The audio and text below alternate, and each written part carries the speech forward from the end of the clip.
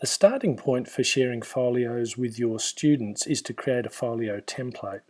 And in SEQTA you can go into the admin section, into the portal pages, and then you can have a look at some of the other portals that other teachers have created. For example, 7 Domestic Technology Folio there, and you can see examples of what these teachers are using at the moment. So they've got a place for the title of the folio, place for students to put their name and a photo, and then they've got the various activities they would like students to upload, like a dietary pyramid activity uploaded as a PDF document, an egg inspiration page, also a PDF. There's a photo of food orders uploaded as a photo, a practical meal which they're going to do and take a photo of that, and so on and so on. So with that as a bit of an example, there's a sort of template that's been created, a sort of general template called Folio Template. So if we come down here under F, Folio Template with examples, it's got some other samples in there to show you a range of media types which you can encourage the students to try out so they can get a sense of which learning style suits them best. So in this one, we're just going to copy all of this template and use it to make our own template. So if we just highlight part of this, Command A to select all, Command C to copy, we can then cancel out of that template and we can make our own with just the Add Page button at the top here. I'm going to call this one 9 Maths Folio Template. I'm going to change this little label here, go down to where Year 9s are, so we can label it as a Year 9 one.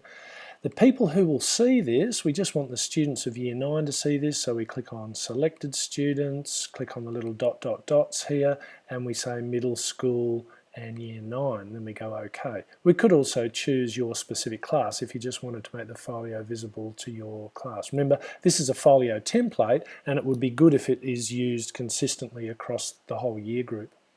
So OK on that, and we've now made our 9 folio template. We can click that away to hide the list of students that's there.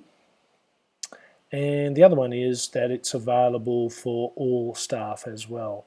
So the last part of it now is to put the content on the page. If I go paste, Command V, I've got all the different content there with the examples that I had previously. Now you're going to edit out all of those examples just to tailor this to suit your particular needs. So here we would get rid of these and just put 9 Maths Folio Template. Students would put their name there, they put a photo there. This little comment here can go. That's just mentioning to you that this table contains a variety of different media types which you can try and incorporate if it suits you. So for example, we might change this safety poster and call this a fractions notes. So some notes were given out in a PDF format, and you just want the student to upload those so they can keep track of those particular notes.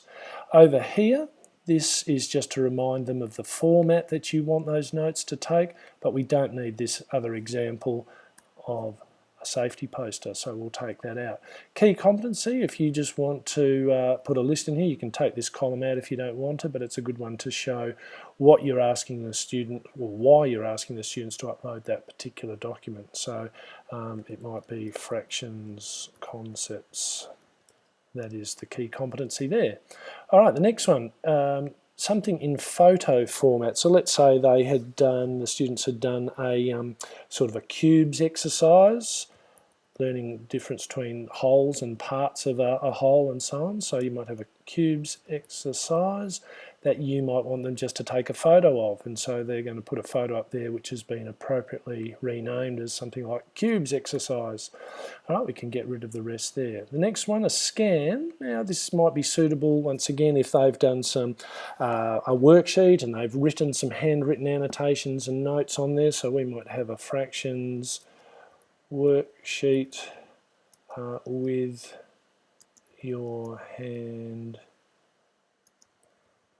notes, and similarly we can get rid of that example there. I think you get the general idea. So these are just giving you ideas of different kinds of formats. Probably the most important ones I think that should be included are audio explanations. They're a great way to see if students understand something, and also a video explanation. They might do something on screen with, say, a spreadsheet in this case, and talk through what they're doing at the time. The purposes of this, I'm going to take the video one out, so I'm just going to click in this table, click on the table and say delete the row with that one.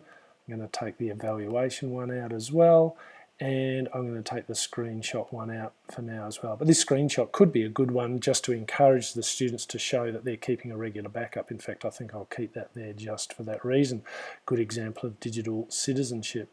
All right, I think my template is ready to go. These are all the bits that I want the students to copy on their folio. So we're just about set. We've set up the name, we've set who can see it, we've put the content in there. It's just time to go save and check that that template is now in place.